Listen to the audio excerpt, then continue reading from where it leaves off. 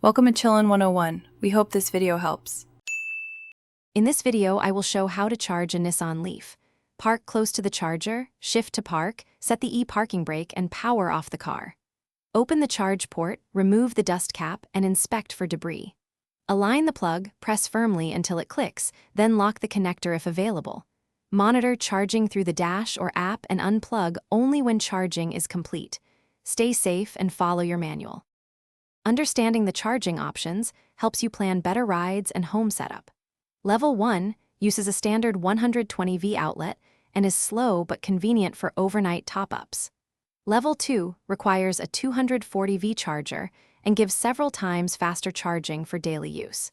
DC fast charging is best for long trips when you need quick energy boosts. I will explain how to choose the right option and manage battery health. Setting up home charging is one of the best upgrades you can make for EV ownership.